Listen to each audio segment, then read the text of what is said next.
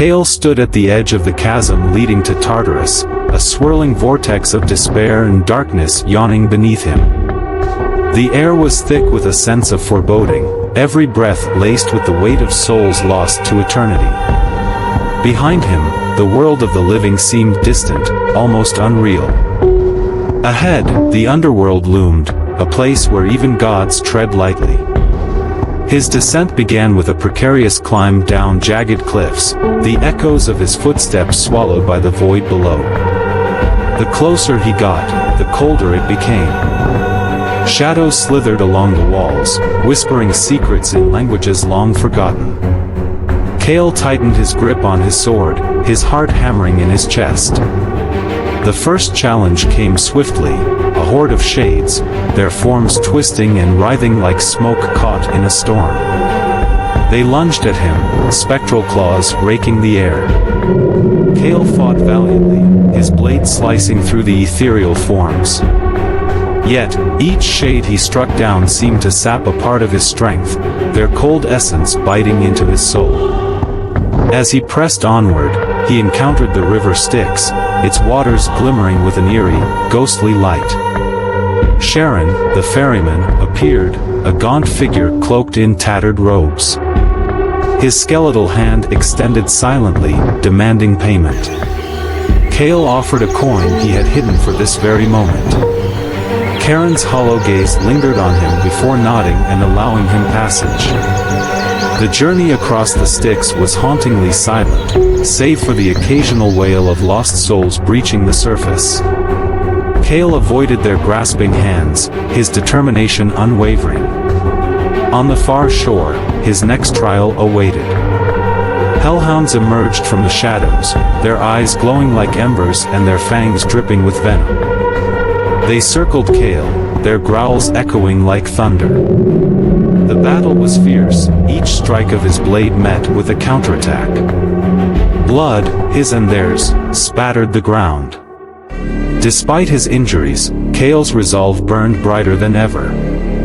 At last, he reached the gates of Tartarus, where the monstrous guardian, the devourer, awaited. The creature was a grotesque amalgamation of nightmare, multiple heads, a serpentine tail, and claws that could rend steel. Its roar shook the ground, but Kael stood his ground. The fight was a test of endurance and will. Every strike of his blade, every dodge, and every cry of pain brought him closer to victory. Finally, with a decisive blow to its heart, the devourer fell, its colossal form collapsing into dust.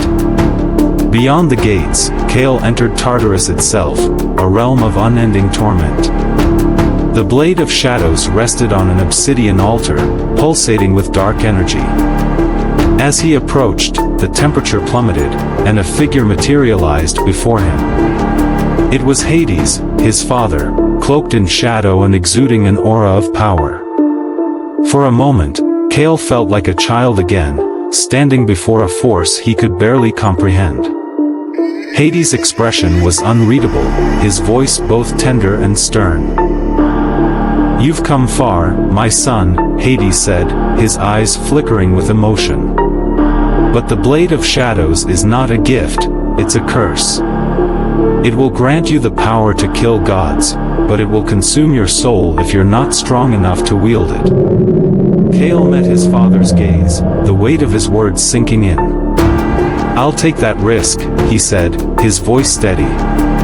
"If it's the only way to protect those I love, then so be it." Hades hesitated, as though torn between his duty as a god and his love as a father. At last, he stepped aside, allowing Kael to claim the blade. As Kael's hand closed around the hilt, a surge of power coursed through him. The darkness within the blade seemed alive, testing him, threatening to overwhelm him. But Kael held firm, his will unyielding. He emerged from Tartarus bloodied and battered, but victorious.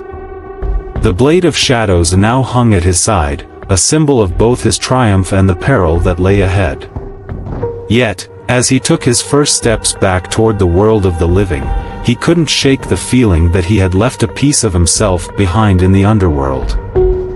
share, comment, like, follow or subscribe for part 5, Allies and Betrayal.